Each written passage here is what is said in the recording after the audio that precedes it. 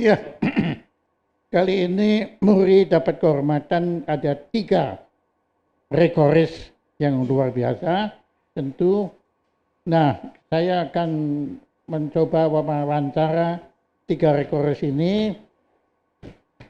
Ya, saya mulai dulu dari yang paling berbahaya, ya. Itu kalau saya nggak mulai nanti dia marah, saya dipukulin, saya mati nanti. Karena beliau adalah rekor atlet yang belajar jenis dan aliran bela diri terbanyak. Ada apa Anda kok begitu sibuk bela diri Anda? Kenapa riwayatnya bagaimana? Karena saya sangat mencintai seni bela diri ya. Jadi bisa dikatakan seni bela diri itu seperti way of life bagi saya. Jadi hobi sekaligus perasaan cinta saya. Saat saya sedih, saat saya senang, saya tetap berlatih. Mulainya Anda mulai belajar itu bela diri? Saya mulai belajar seni bela diri sejak umur 6 tahun ya. Kemudian serius 8 tahun ya, hingga sekarang kurang lebih sekitar lebih dari 32 tahun lah. Oke, dan berapa jenis bela diri yang Anda sempat pelajari? Untuk jenis bela diri, baik aliran dan perguruan, hingga saat sekarang sekitar lebih dari 29 ya. Anda bisa sebut, coba tolong Anda coba sebut 29 itu apa saja? Oh ya, 29 ya. Jadi saya pencaksilat itu ada sekitar 4 aliran ya. Kemudian kungfu saya juga. Nanti dulu, 4 pencaksilat aja 4 aliran. 4 aliran. Apa aja? Yang pertama saya belajar adalah tapak suci ya. Kemudian ada aliran setia hati pilang bango, ada aliran pernafasan, ada merpati putih, kemudian ada rogo jati, ada silat raja kawasa. Itu pernafasan ada 3. Sama satu lagi Satria Nusantara, SN. Ya. Itu baru pencaksilat. Baru pencaksilat. Ya, ya. Kemudian apa lagi? Kemudian kungfu. Kungfu saya belajar ada bermacam-macam aliran ya. Untuk Wing Chun sendiri saya belajar 4 macam aliran. Aliran Yip Man, ya, aliran Yuen Kai San, aliran Peng Nam, dan aliran tradisional luar bango. Kemudian kungfu lain saya juga belajar aliran yang termasuk terkenal di Indonesia yaitu Wushu Chuan atau Ngo Chokun. Kemudian saya belajar juga aliran Jeet Kune Do yang merupakan gabungan dari Santung dan beberapa aliran Hokkien juga. Kemudian kungfu internal saya belajar Tai Chi, saya juga belajar Xingyi, belajar Pakwa, ada kungfu lain, kungfu 8 mata angin ya, Paci Chuan. Itu baru kungfu ya. Kemudian ada bermacam-macam senjata saya pelajari. Oh, senjata ya. Dari mulai senjata pendek, senjata panjang, senjata fleksibel ya, senjata ganda gitu. Tanpa senjata? Tanpa senjata. Ya, juga tadi itu saya sebutkan ya, itu kungfu aliran itu. Shaolin ya. Shaolin adalah bagian dari seni senjata juga. Saya mempelajari beberapa aliran yang merupakan Shaolin ya, gaya Shaolin gitu. Anda pernah ke Shaolin? Saya belum pernah, cuman guru-guru saya pernah ke sana. Ya. Saya beberapa guru saya dari luar negeri juga. Oke. Ya, dari Cina, dari Hong Kong. Itu ya. Chinese ya? Ya. Nah, kemudian Japanese? Saya belajar Japanese, saya belajar karate juga ya. Kemudian saya belajar kempo, ya. Kemudian saya belajar ada jujitsu, ya. Jujitsu Jepang. Ya. Apa hubungannya jujitsu dengan punyanya Bruce Lee? Kalau Bruce Lee itu kan Jeet Kune Do ya. Beda itu? Beda. Jadi Jeet Kune Do itu bisa dikatakan adalah bentuk modern dari kungfu. Di mana Bruce Lee meramu bela diri tradisional menjadi bentuk modern. Apa betul dia tuh muridnya Ip Man? Ya, dia murid dari Ip Man. Makanya begitu Bruce Lee terkenal, maka orang pasti akan nanya siapa gurunya ya. Akhirnya Ip Man lah terkenal. Ya, bela diri yang terkenal adalah Wing Chun. Ya, Wing Chun yang hingga sekarang itu masih booming gitu ya. India. Mohon izin? Bela diri India. Oh, bela diri India saya nggak belajar. Ya. Oh, enggak? Ya. Padahal ada itu Kalari Pelayat namanya. Cuma di Indonesia tidak ada. Itu akarnya semua loh. Akar semua bela diri, saya setuju. Dulu waktu Biksu Tamo melakukan pengembaraan dari India ke Cina ya, kemudian mempengaruhi bela diri di Shaolin. Bisa dikatakan akar bela diri ya India itu. Kalari Pelayat namanya. Brazilian, ya saya belajar BJJ, Brazilian Jiu-Jitsu. Ya. Afrika saya tidak belajar. Ya, saya banyakkan Korea, Jepang, Cina, Indonesia. Nah, Anda harus belajar ini setelah ini. Siap. Untuk melengkapi Anda harus belajar itu gaya kelapa gading, ya. Dan ini jagonya itu dia. Siap, siap, siap. Enggak, tapi saya kagum sekali ya. Ya, dulu mulainya apa? Anda yang pertama kali belajar apa? Saya pencak silat. Saya belajar dengan paman saya sama bapak saya. Paman saya adalah seorang pelatih pencak silat tapak suci ya. Dan dari situ saya mulai mencintai seni bela diri. Kemudian waktu kecil saya itu ada film Jet Li, Jackie Chan, Bruce Lee. Saya terobsesi dengan film itu. Makanya saya menekuni kungfu. Saya lebih banyak di kungfunya. Oke, pertanyaan saya. Kan selalu ada macam-macam kreativitas tontonan ya. Dan selalu nanti Shaolin diadu dengan karate ya. Atau nanti Bruce Lee kayaknya diadu dengan jujitsu. Dan tinju belakangan ini bahkan all style. Menggigit pun boleh kan situ. Nah, itu menurut saya apa ada jenis bela diri yang lebih unggul ketimbang lain. Jadi dalam dunia ini tidak ada bela diri yang sempurna. Makanya saya belajar banyak bela diri. Masing-masing bela diri memiliki kelebihan dan kekurangan. Jadi tidak ada bela diri terhebat. Semuanya tergantung praktisinya. Kalau dia tekun, rajin, dia berbakat, dia akan lebih bagus daripada yang hanya belajar setengah-setengah gitu. Jadi tidak ada di dunia ini tidak ada bela diri yang top, paling bagus itu tidak ada. Tergantung praktisinya. Yang melakukan ya. Yang melakukan. Menurut Anda Mike Tyson itu apakah boleh dikatakan gaya dia itu gaya bela diri yang dilakukan oleh Mike Tyson? Kalau menurut saya tinju adalah di samping sebagai bela diri juga sebagai olahraga. Jadi dua kalau menurut saya. Karena dia merupakan mengasah, tinju itu kan fokus di tangan ya.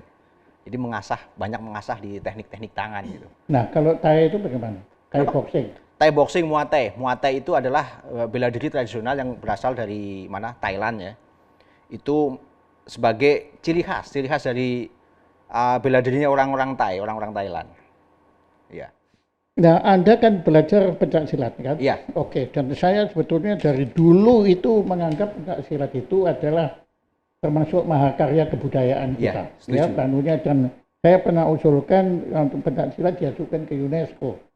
Ya, situ. Nah, menurut Anda kelebihan pencak silat apa? Saya nggak mau bicara kekurangan, tapi justru kelebihannya. Kalau menurut saya kelebihan pencak silat adalah dia itu asli dari Indonesia ya. Yang pertama, kemudian yang kedua di situ selain kita ditempa secara fisik dan teknik, di situ kita mental spiritualnya juga ditempa. Itulah kenapa saya sebagai wujud nasionalisme, di samping saya belajar berbagai macam bela diri impor, saya tidak akan melupakan pencak silat. Karena itu identitas dan jati diri bangsa kita, bangsa kami.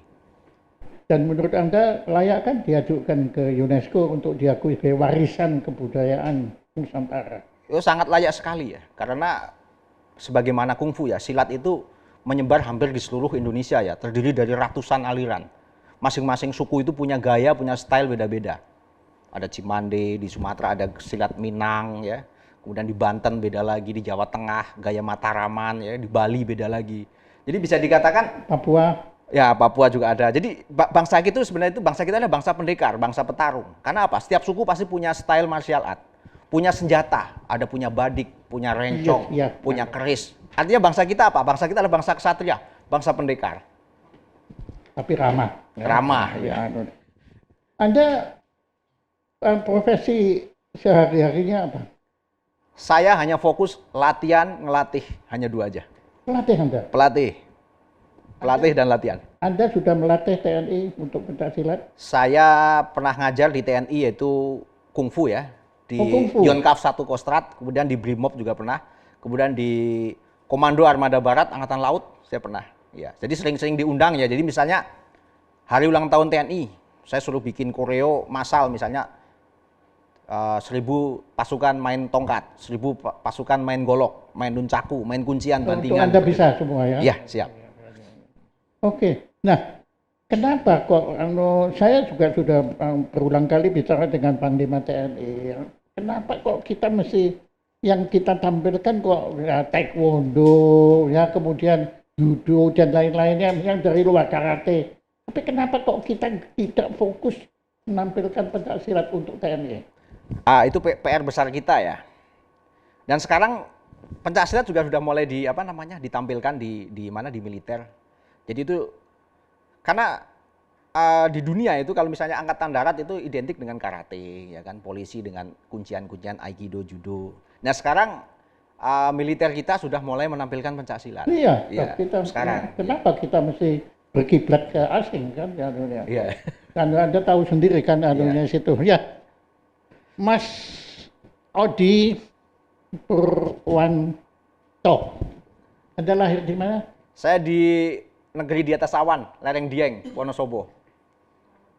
Saya orang gunung. Jadi Anda setiap hari ngelihat embunnya Lihat itu. embun es gitu. Ya. Kakek saya petani tembakau. Apa? Anda dekat dengan candi apa? Itu hampir semua candi, hampir semuanya objek wisata saya pernah ke situ semua. Saya Iya, kadang tapi yang dekat dengan Anda yang lokasinya. yang dekat dengan saya adalah Kawah Sikidang, kemudian Telaga Warna, Telaga Pengilon. Kalau candi itu Candi Pandawa 5 ada dekat juga ya. Itu dekat. Itu tempat main saya di situ. Kalau latihan fisik saya kadang di situ. Iya, itu Iya. indah sekali. Indah sekali.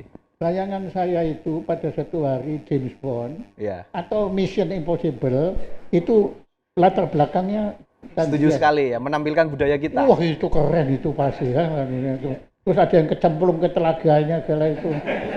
Ya, oke. Ya, terima kasih Mas Odi. Terima kasih, tepuk tangan untuk Mas Odi. Ya. Nah, kemudian sekarang saya bertemu seorang yang luar biasa sekali. Dan beliau sebetulnya menarik sekali, rekodnya bukan sendirian, tapi beliau adalah pasangan suami istri. Ini saya bacakan ya. Pasutri yang melakukan ziarah ke gereja mancanegara terbanyak 4.600 gereja ya yang dilakukan oleh Bapak Martin Wijaya dan Ibu Francisca Maria Vaz ya, Katolik. Nama oh ya Martin ya.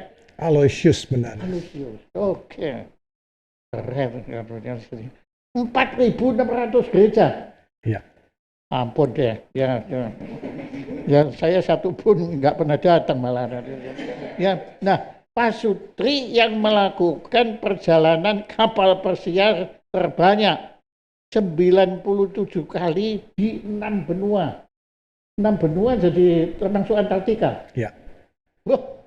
Wah iri kali saya sama Anda. Tonton nanti saya dikasih tahu itu bagaimana ke Antartika itu anunya situ. Nah, oke. Kemudian pribadi yang melakukan olahraga ringan di lokasi terbanyak di 5 benua 2.522 lokasi. Ya, ngitungnya juga gimana itu anunya. Nah, ini ada lagi. Kolektor uang, kalau kolektor uang logam itu banyaklah orang ya yang mau, tapi ini lain. Kolektor uang logam terbanyak yang tercecer di jalan. Jadi Anda cuma kumpulkan yang tercecer, yaitu 2.750 keping. Itu semuanya betul-betul tercecer. Ya. Bukannya Anda sengaja kemudian cecerkan gitu. Ya nggak. Oke, ya kan supaya dapat rekor kan bisa kan. Nah, kolektor pin reward project Hard Rock Cafe sekali aja saya sudah kapok. Ini 250 keping dari 234 Hard Rock Cafe ada di dunia ini. Sekarang 450. Gila lah. Kolektor pasir. Anda kumpulkan pasir juga. Dari pantai mancanegara terbanyak 2.522. Ini betul-betul namanya musafir, betul ada nih ya. Kan situ ya, ada betul-betul pengembara. Tapi bagaimana? Pertanyaan saya, gereja mana yang Anda paling ya saya kira semua gereja ya. Tapi gereja mana yang menurut Anda paling jarang orang pernah mengunjungi yang Anda sudah kunjungi? Kalau yang orang jarang mengunjungi tapi saya kunjungi, saya kurang tahu. Tapi kalau misalkan sampai ini yang mancanegara, itu kita mengunjungi sampai misalnya di Kotzebue. Kotzebue itu di Arctic Circle, Alaska. Alaska. Iya, iya. Alaska. Di sana ada gereja. Di sana ada gereja. Gereja ini Yang mendirikan siapa? Bukan Anda kan? bukan. Saya agak khawatir Anda dirikan gereja, Anda kunjungi sendiri. Udah. Ya. Jadi memang gerejanya khas, unik untuk orang di sana. Roman Katolik atau Protestan? Itu gereja biasa, gereja Protestan. Kocebu. Ya. Anchorage ada, saya pernah. Tapi kalau Kocebu, saya malas dengan Kocebu itu. Iya. Ya, Anda ke sana naik apa?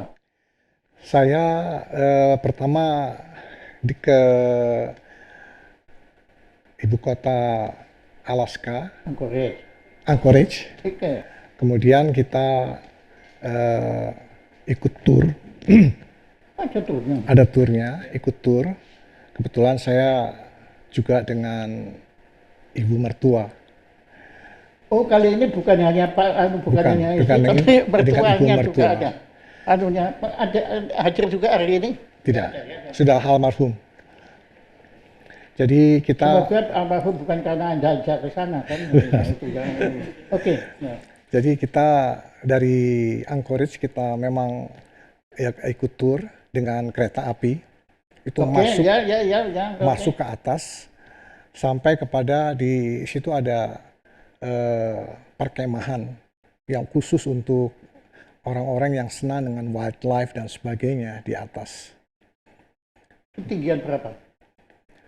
Ketinggiannya saya nggak mencatat, tapi dari situ saya bisa lihat gunung tertinggi di Alaska itu. Ya. Ngeri. Ya, saya nggak pernah ke sana, tapi kalau ke Cebu, ampun dah saya.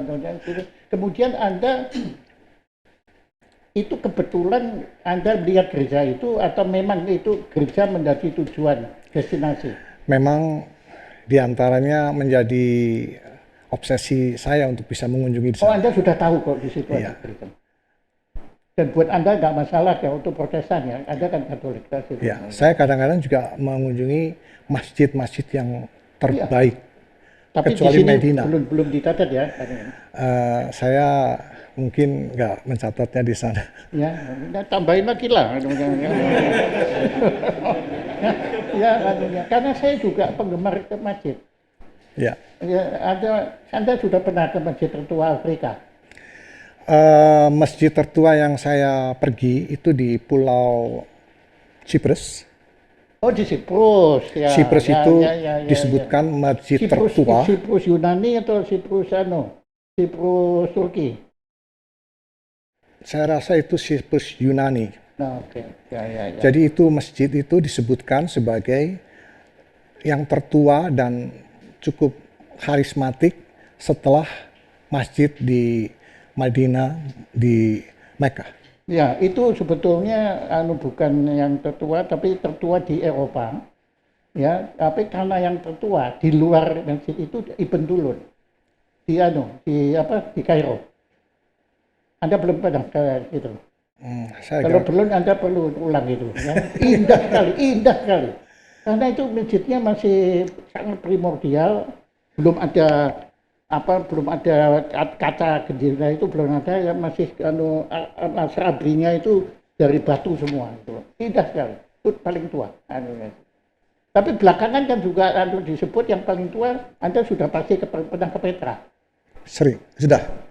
Itu di sana temukan masjid.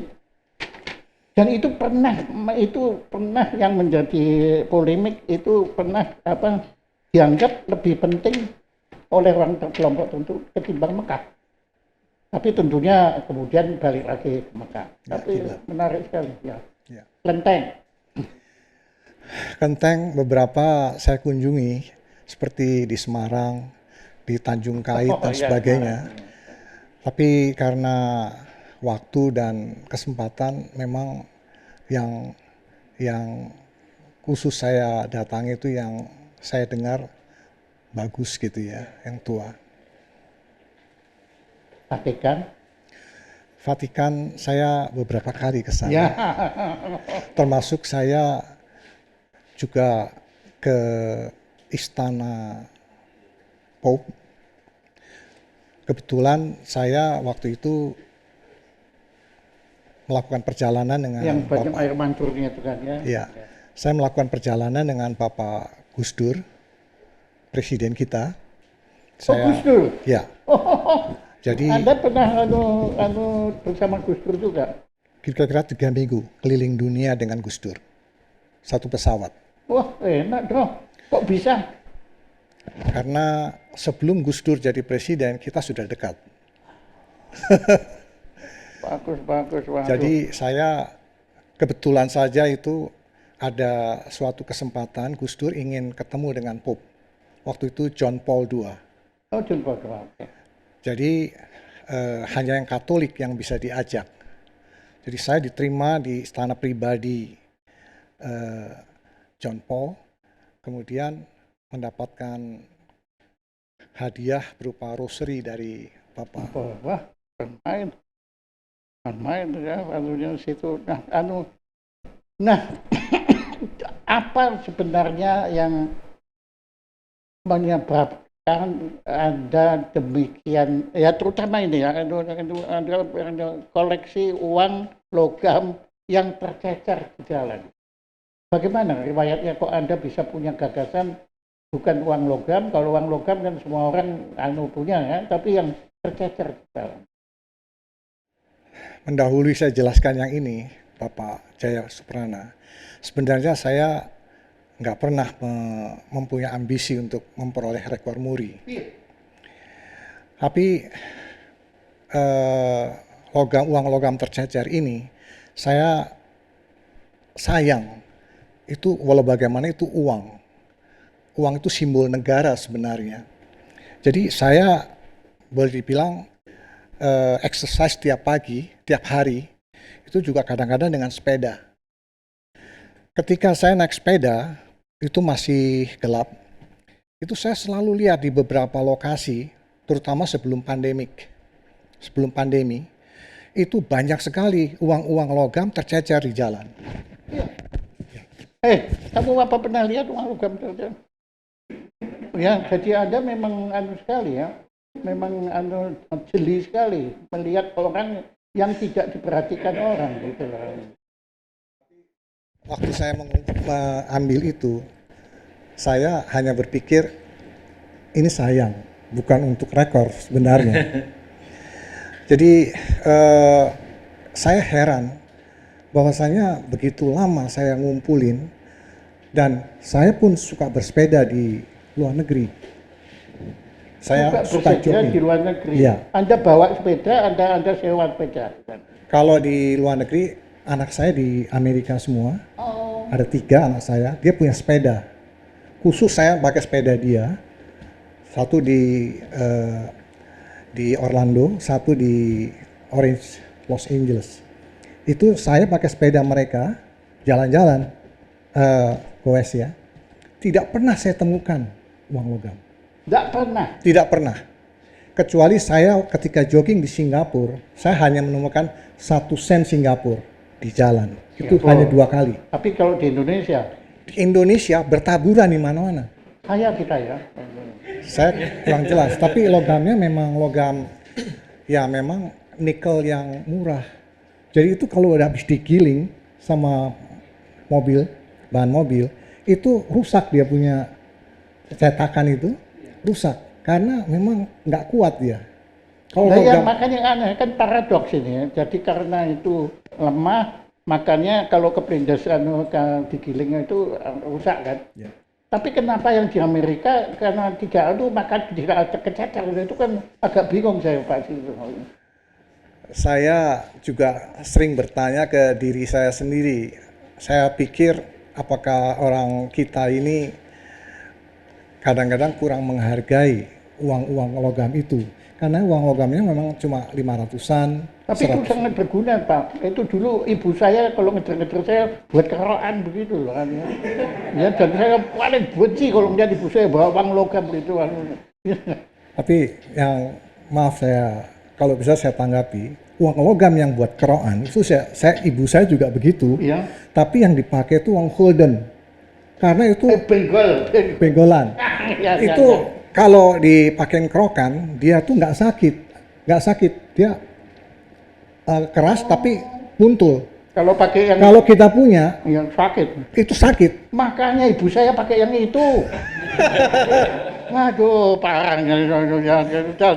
Ya, tapi Pak, memang tadi Anda menyatakan bahwa betulnya itu tidak untuk mencetak rekor. Tetapi apa yang Anda lakukan perlu direkodkan, Pak.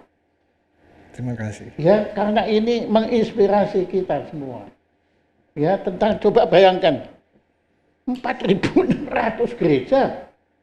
Ya, kemudian 2.522 lokasi. Kolektor uang logam 2.750. Dan Hard Rock Cafe 205 keping dari 234. Jadi Hard Rock Cafe itu sudah lebih banyak dari McDonald mungkin kan.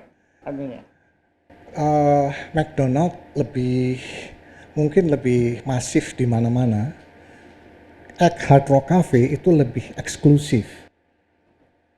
Anda kalau dilihat gini kan orang yang dekat dengan Sri Paus gitu kan, dan orang yang saleh ya, pokoknya Anda dekat dengan surga kan.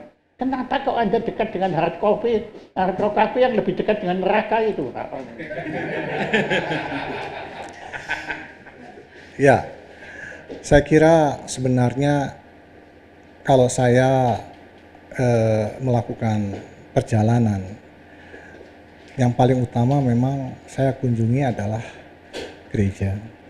Akan tetapi, begitu banyak negara yang saya kunjungi atau kota-kota di Indonesia yang saya kunjungi.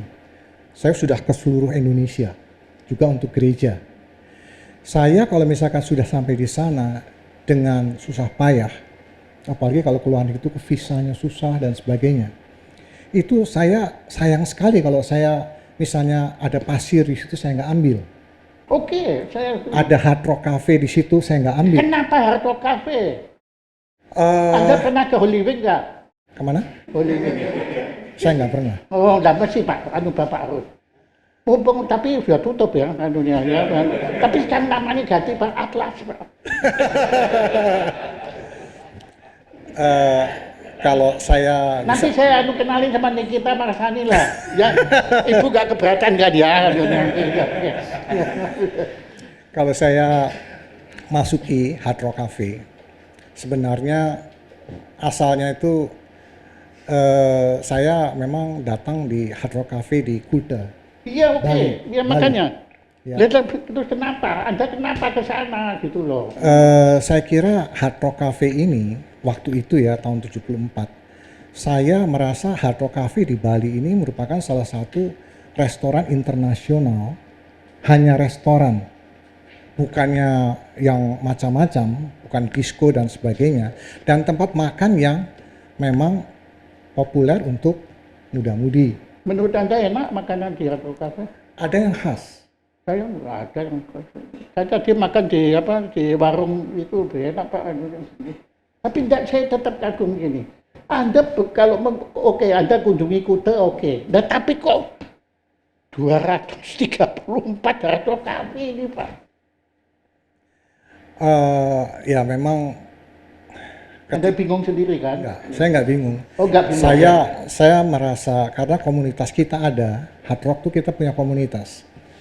Jadi saya mencapai Hard Rock Cafe ke-100 di Nottingham, London, ya di Inggris, itu menjadi orang Indonesia yang pertama di dunia. Hard Rock ini karena ya itu mestinya masuk muri juga kan? Oke, ya. Karena komunitas itu begitu cukup respect pada saya, ya, maka saya pikir saya akan terus. Dan saya tidak bisa mereka tahu kalau Anda orang Indonesia? Kita sebut. Anda ngomong? Dalam komunitas kita sebut. Dan mereka mencatat juga rekor kita. Komunitas itu bagaimana Pak? Maksudnya jadi kalau kita masuk ke kafe, ya saya kan pernah juga ke sana, tapi nggak ada yang peduli sama saya Pak, nggak dianggap. Kalau misalkan kita mendaftarkan diri menjadi member, Di situ kita akan selalu diikuti di mana saja. Di mana saja Hard Rock Cafe, Hard Rock Hotel itu selalu diikuti. Kita akan selalu online masuk. Nah, ini komunitas ini mengikuti kita. Saya merasa sebagai orang Indonesia, biasanya ya di luar negeri itu orang-orang, maaf aja, orang-orang terutama orang bule ya. Kalau menanyakan kita sebagai orang Indonesia, mungkin mereka anggap kita nih, ya maaf aja, apakah warga kelas made gitu ya atau apa. Maka saya ingin buktikan saya bisa lebih dari mereka. Kalau cuman buat kunjungi begini, saya akan bersiap bersaing. Makanya ketika saya nomor 1 sedunia mencapai 100 Hard Rock Cafe, mereka selalu semuanya memberi congratulation. Nah itu kita teruskan. Sekarang Hard Rock Cafe di dunia ini ada 450, tetap tumbuh. Sedangkan McDonald tidak. McDonald, Kentucky itu kelasnya. Tapi Hard Rock Cafe dan Planet Hollywood, sebenarnya Planet Hollywood juga hampir seimbang, tapi juga itu nggak bisa bertahan. Nah, kenapa Anda memilih Hard Rock Cafe bukan Planet Hollywood? Planet Hollywood itu didirikan oleh selebritis Amerika. Bangsanya Bruce Willis dan sebagainya yang terkenal. Saya merasa masuk ke sana bukan tempat saya. Kalau Hard Rock Cafe sebenarnya dia tidak menunjukkan kita harus terkenal sebagai selebritis. Tapi kita sebagai insan yang mau menikmati makanan, mau menikmati suatu hidangan dan sebagainya yang... Apa yang paling enak menurut Bapak, apa makanannya apa? Sebenarnya kalau di Amerika ya burger ya. Burger. Dan mereka punya, saya kebanyakan kalau di Amerika tuh saya sering menikmati minumannya. Saya suka minum margarita. Saya minum margarita bersama istri, ya paruan, karena nggak berani makan banyak-banyak. Iya. Jadi lebih sering kita ke Hard Rock Cafe, walaupun cuma sebentar dan lihat ininya, dalamnya, karena pajangannya bagus-bagus. Itu kalau Planet Hollywood itu saya hanya masuk hanya di beberapa tempat dan ternyata terbukti mati dia, nggak bertumbuh. Sedangkan Hard Rock Cafe dan Hard Rock Hotel, dan mereka juga bikin Hard Rock Casino, hotel dan kasino. Ada pergi juga? Saya nggak pernah pergi, karena saya nggak pernah bisa main. Atau bukannya nggak pernah main, tapi nggak pernah menang gitu kan? Nggak pernah ya. Saya kalau terutama di cruising, saya itu cruising itu selalu ada kasinonya. Oke. Saya tidak pernah mau, saya cuma lewat dan itu saya nggak senang di sana karena juga bau rokok. Oh, Anda nggak merokok ya? Saya nggak merokok. Las Vegas? Saya beberapa kali ke Las Vegas. Juga tidak pernah, saya masuk kasino tapi tidak pernah main di kasino, cuma hanya melihat. Dan Las Vegas buat saya adalah suatu kota entertain yang menarik. Kita senang. Di sana ada gereja? Ada gereja. Gerejanya khas dengan pajangan-pajangan yang khas Amerika bagian situ ya, Nevada. Sebetulnya gini ya, Pak Martin. Pak Martin. Rencananya saya itu hanya mau antara Anda itu cuma 10 menit maksimal. Ya. Tapi dasar Anda memang lihai, jadi Anda sekarang saya nggak bisa berhenti ya karena Anda menarik sekali menurut saya ini. Dan lain kali tolong, menurut saya Sri Paus itu perlu Bapak aja itu untuk ke Hard Rock Cafe, Pak. Minimal ya, kalau bisa Las Vegas sekalian lah itu. Beliau pasti seneng, Pak. Orangnya baik sekali, Pak. Sri Paus kita. Saya pakai kita lagi. Tapi saya memang pengagum beliau, yang menurut saya beliau setelah Ibu Teresa adalah tokoh Katolik yang saya kagumi. John Paul II. Oh dua?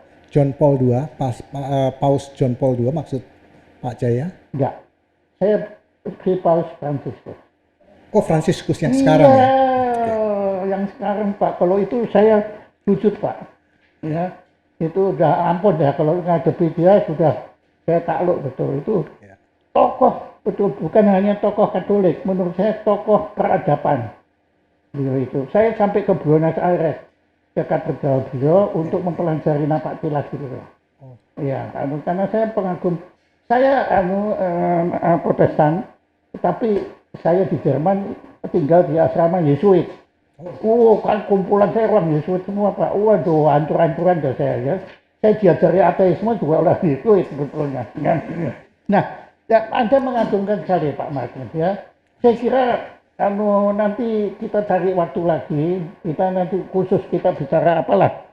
Ya, mungkin tentang Hard Rock Cafe ini ya. Sebab ini menurut saya Anda itu adalah seorang tokoh ilmuwan Hard Rock Cafe di dunia. Anda ya, saya gelar Anda sudah profesor di sini ya. Karena Anda mengilmukan Hard Rock Cafe ini yang saya tidak pernah bayangkan. Saya terus nggak suka, sama sekali nggak suka. Saya diundang oleh mereka waktu itu untuk tinggal, langsung pindah saya. Ya karena saya belum kenal Anda gitu loh ya. Kalau saya sudah kenal Anda pasti saya suka ya, apalagi kalau Anda ajak gitu.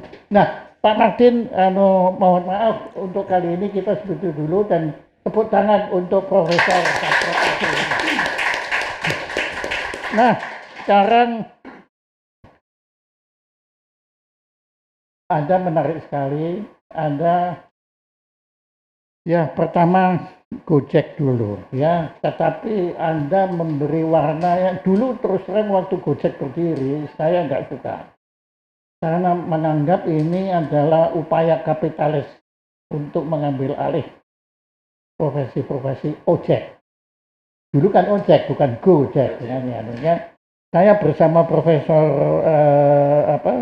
Sri Edi Swatono itu mengadakan gerakan untuk bukannya melawan Gojek, tetapi mengembangkan kemampuan Gojek untuk mampu bersaing melawan Gojek. Karena itu kan modal besar, Pak. Ya, tapi Anda beda lagi. Anda tidak melawan Gojek, tapi Anda justru memanfaatkan Gojek untuk satu hal yang saya nggak berani ngomong lagi. Ya seperti tadi Ibu Teresa tadi, menurut saya agama yang paling utama di dunia ini kemanusiaan.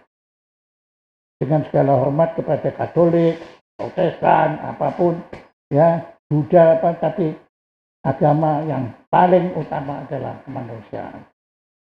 Dan Anda telah melakukan itu sebagai komunitas GoPay yang peduli anak yatim.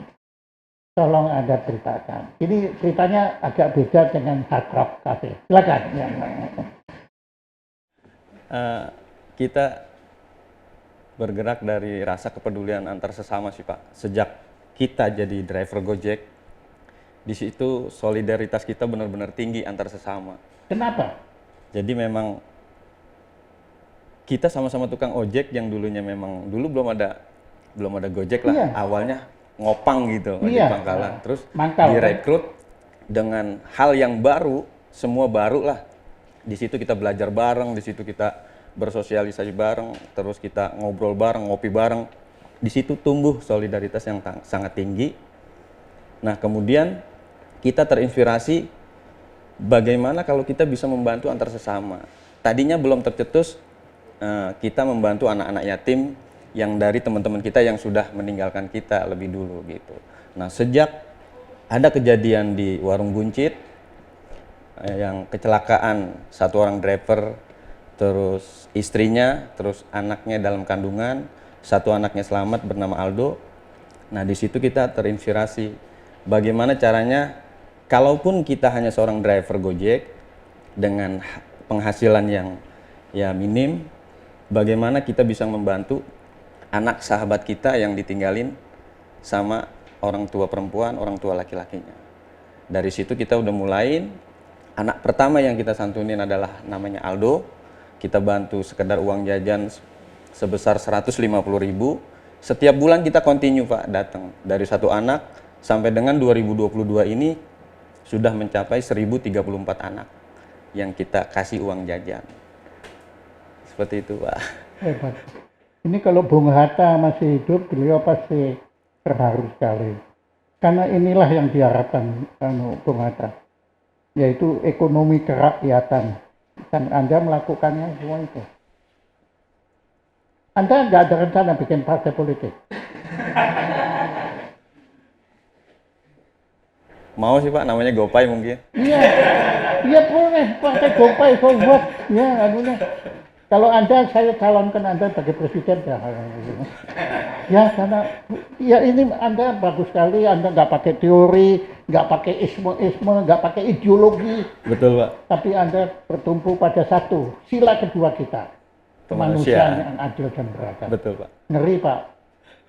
Ngeri ya, jadi indah sekali. Rekod Anda indah sekali. Ya, ini di sini luar biasa ya. Di sini ada satu rekod yang mengutamakan sesuatu kekuatan regawi seperti lagu Indonesia Raya, bangunlah badannya, jangan badannya harus dibangun ya, karena jelas badan beliau jauh lebih ideal ketimbang saya ya, gitu. Nah di sini ada rekod yang orang nggak pernah mikir ya tentang hard rock cafe. Kemudian tentang uang yang tercecer, beliau ini ada mengamati hal yang tidak diamati oleh orang lain. Nah, Anda dengan penuh kesederhanaan dan kerendahan hati. Anda kan cerita ini juga bukannya untuk dapat muri, kan? Bukan, kan? Waktu itu. Nggak pernah terpikir sih Nah, Pak. makanya jangan bangun di situ. Tapi justru adalah kewajiban muri untuk menghargai Anda.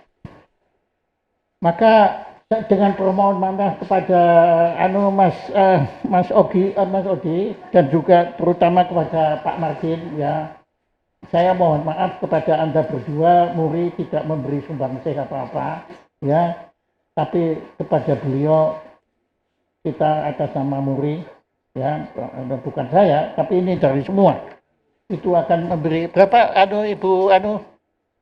Ibu Liana sumbangsihnya berapa?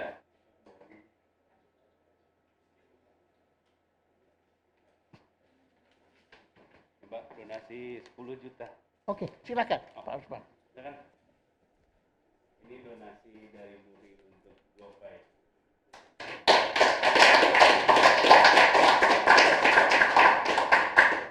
Oke, ya terima kasih. Ya, nah kami tentunya tidak menghalangi andai kata Pak Odi dan Pak Martin mau memberi sumbangsih 10 buat kita. Nah. mau Pak, ya nggak mudah gitu anunya. Tapi itulah harus sukarela lah ya. Ya nanti Anda tanya ke Hard Rock Cafe lah. Tapi oke, begini, hanya waktu saya senang sekali bertemu Anda bertiga. Ya terus terang saya ini tidak direncanakan ya, karena hari Rabu biasanya hari istirahat saya. Usia Anda berapa? Oh lebih tua ya. Lebih tua 2 tahun dari saya. Oke, tapi saya betul-betul banyak belajar dari Anda bertiga. Dan hari ini justru merupakan kesempatan saya untuk menyadari bahwa betapa luasnya Indonesia ini. Dan betapa beraneka ragamnya warga bangsa Indonesia. Saya yakin ya, saya sudah ya cukup keliling walaupun tidak seperti Anda sampai ke pelosok-pelosok Kotsebu seperti itu. Tapi kalau saya kalau Araska itu waktu itu saya mengejar mau ketemu sama Biruan. Ya, tapi akhirnya nggak ketemu. Biruannya takut sama saya semua. Ya, akhirnya dia pikir makhluk apa, kita pikir gitu. Nah, tapi saya gagal. Tapi akhirnya saya ketemu justru di Anchorage. Di sungai itu lihat ada biruan sedang nangkepin salmon. Ya, ada di situ. Tapi di waktu namanya lupa saya di tempatnya masuk pelosok-pelosok itu saya nggak ketemu. Ya. Tapi kalau pas subuh pasti nggak ada apapun. Ya. Ada punya fotonya. Ya itu nanti Anda tolong kirim ke Muri ya untuk supaya untuk melengkapi. Oke, kalau enggak saya tidak akan berhenti ngobrolnya ini. Terima kasih pada Anda bertiga. Tepuk tangan untuk tiga panglima yang bagus. Terima kasih. Piagam penghargaan Museum Rekor Dunia Indonesia dianugerahkan kepada Bapak Martin Wijaya dan Ibu Francisca Maria Vaz yang atas rekor pasutri yang melakukan ziarah ke gereja mancanegara terbanyak 4.600 gereja. Tepuk tangan untuk rekor dunia. Oke. Nah, ini rekor dunia. Ya. Dianugerahkan kepada rekodnya adalah santunan kepada anak yatim secara berkesinambungan terlama oleh komunitas, yaitu dianugerahkan kepada Gojek Peduli Anak Yatim.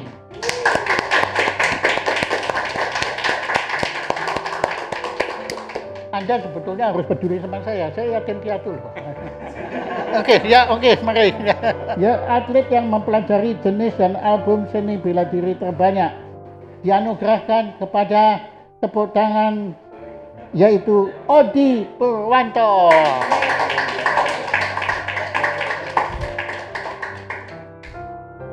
Oke. Terima kasih. Oke. Saya permisi Pak. Nggih, monggo saya permisi lanjut.